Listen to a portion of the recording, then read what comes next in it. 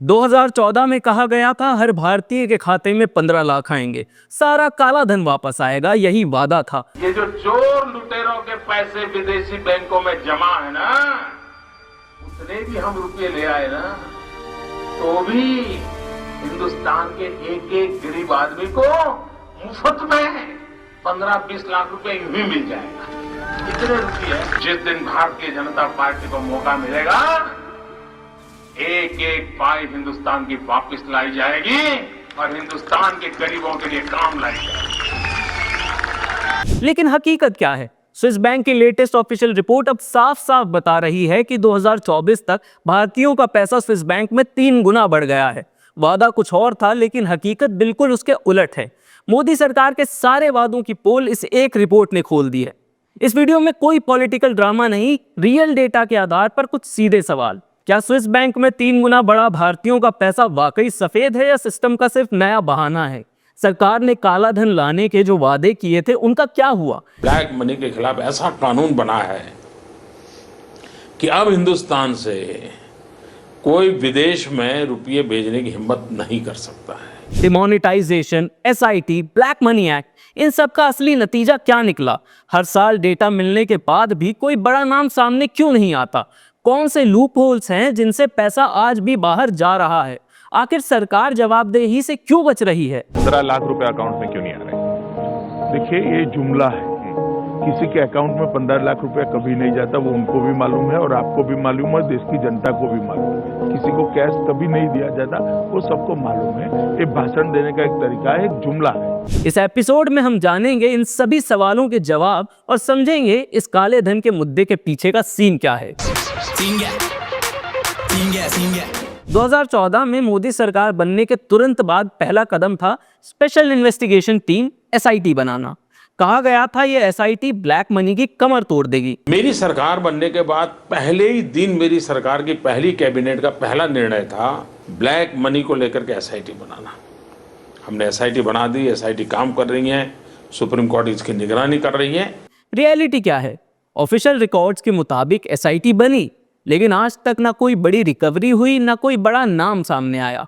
सिर्फ खाना पूर्ति हुई और मीडिया हेडलाइंस बनी। फिर आया ब्लैक मनी एक्ट 2015। काले धन के खिलाफ कड़े से कड़ी कार्रवाई करने के लिए कानून लाने का देश की जनता के सामने विश्वास प्रकट किया।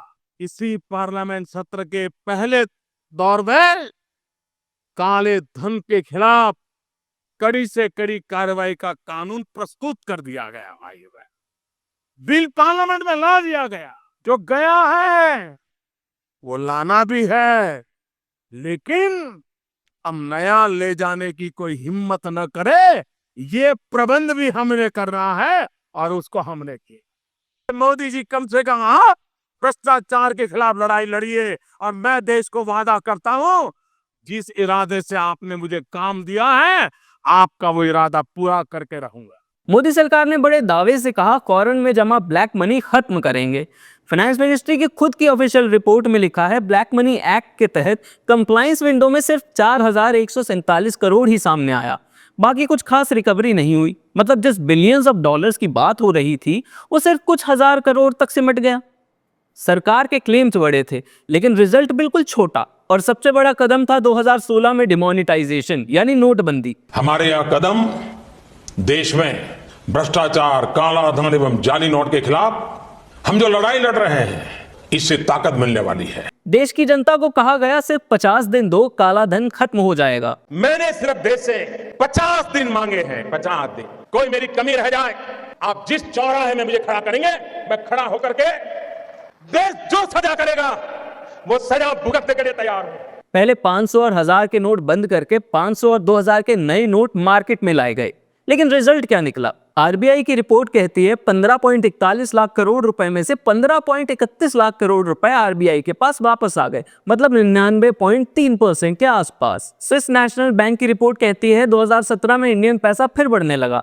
2020 में ये पैसा record high 2.55 billion Swiss franc तक पहुंचा। जिस डिमोनेटाइजेशन से ब्लैक मनी खत्म करना था, वही पैसा आखिर स्विट्जरलैंड कैसे पहुंच रहा था? डिमोनेटाइजेशन की असली कामयाबी स्विस बैंक में पैसा बढ़ाना था क्या?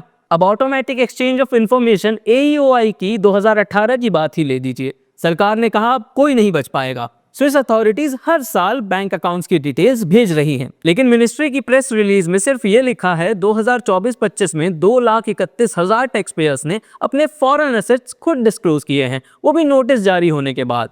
सवाल ये है, अगर पूरा डेटा है, ट्रांसपेरेंसी है, तो एक भी पॉलिटिशियन, बिजनेसमैन, ब्यूरोक्रेट का नाम पब्लिक में क्यों नहीं आया? 2025 में ऑफिशियल स्विस नेशनल बैंक की रिपोर्ट क्या कहती है? 2024 तक इंडियन क्लाइंट्स का पैसा स्विस बैंक में बढ़कर 3.54 बिलियन स्विस फ्रैंक्स यानी 37,600 करोड़ हो गया है, जो 2023 से लगभग 3 गुना ज्यादा है। सिर्फ एक साल में 3 गुना जंप, यानी जितना पैसा 2014 में था आज उससे लगभग 2 गुना से भी ज्यादा स्विस अकाउंट्स में है। इंडिविजुअल डिपॉजिट सिर्फ 346 मिलियन फ्रैंक्स हैं, बाकी पैसा बैंकिंग चैनल्स, कॉर्पोरेट अकाउंट्स और इंटरबैंक ट्रांसफर से हैं।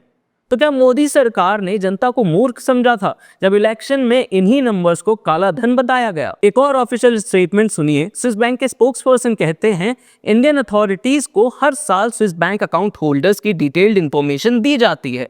डेटा एक्सचेंज होने के बावजूद इतना पैसा बढ़ना सवाल खड़े करता है। यानी खुद स्विस बैंक की तरफ से कहा जा रहा है कि इंडियन अकाउंट होल्डर्स का डेटा इंडियन गवर्नमेंट को दिया जाता है। फिर मोदी सरकार एक भी हाई प्रोफाइल नेम पब्लिक क्यों नहीं करती? क्यों कोई एक्शन नहीं होता? क्यों ये पैसा वापस आने के बजाय ट्रिपल हो रहा है? कांग्रेस ने भी सरकार पे सीधा अटैक करते हुए कहा 15 लाख नहीं आए, पर मोदी राज में स्विस बैंक में पैसा ट्रिपल हो गया। जुमला पॉलिटिक्स की यही सच्चाई है। सरकार के पास कोई जवाब नहीं है। मिनिस्टर सिर्फ एक लाइन रिपीट कर रहे हैं, सब लीगल है। 2014 में इलीगल था, 2025 में लीगल हो गया। लोगों के दिमाग में एक ही सवाल है, क्या ये पैसा सच में व्हाइट मनी है या फिर मोदी सरकार का सबसे बड़ा फेलियर? अब सवाल ये नहीं है कि पैसा बड़ा है या नहीं, सवाल ये है कि पैसा अब भी स्विस बैंक तक पहुंच कैसे रहा है। इसका पहला लूप होल है इंटर बैंक और corporate route. Swiss National Bank की ऑफिशियल रिपोर्ट क्लियरली कहती है लगभग 85% पैसा इंडियन बैंक्स या कॉर्पोरेट इंस्टीट्यूशंस के जरिए आ रहा है। डायरेक्ट इंडिविजुअल डिपॉजिट सिर्फ 10 से 11% है। मतलब सिस्टम के अंदर बैंक्स और बड़े कॉर्पोरेट चैनल्स का मिसयूज हो रहा है। लेकिन मोदी सरकार ना इन्वेस्टिगेशन कर रही है, ना किसी को अकाउंटेबल बना रही है। इसका दूसरा लूप होल है trade based money laundering. Investigative journalist और फाइनेंस एक्सपर्ट्स बार बार बोल चुके हैं कि बड़ी बड़ी कंपनीज ट्रेड इनवॉइसिंग में मैनिपुलेशन करके पैसा बाहर भेज रही हैं। गवर्नमेंट को ये सब पता है, फिर भी किसी बड़े कॉर्पोरेट पर आज तक कोई एक्शन नहीं लिया गया। और तीसरा लूप होल है शेल कंपनीज का खेल। ग्लोबल फाइनेंशियल इंटीग्रिटी की ऑफिशियल रिपोर्ट में साफ कहा गया है, इंडिया से इलीगल पैसा शेल कंपनीज के जरिए रूट होकर फॉरेन अकाउंट तक पहुंच रहा है। ये मनी लॉन्ड्रिंग का सबसे बड़ा लूप होल है।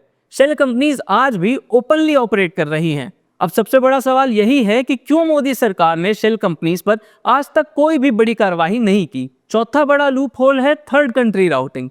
खुद स्विस ऑफिशियल्स ने ये बात कही है, हमारे पास सिर्फ डायरेक्ट इंडियन फंड्स का डेटा होता है। अगर पैसा दुबई, मॉरिशस या सिंगापुर जैसे देशों के रास्ते से स्विट्जरलैंड आए तो वो डेटा इंडियन अकाउंट्स में दिखाई नहीं देगा। सरकार जानती है कि पैसा थर्ड कंट्री राउटिंग के जरिए जाता है, फिर भी इन रूट्स को बंद करने की बजाय हमारी सरकार ने आंखें बंद की हुई हैं। तो देश के सामने बात साफ है, ब्लैक मनी पर मोदी सरकार का कैंपेन सिर्फ चुनावी था। असली अकाउंटेबिलिटी आज तक जीरो है। अब जब असली आंकड़े और रिपोर्ट आपके सामने हैं तो इस वीडियो को यहीं मत रोकिए।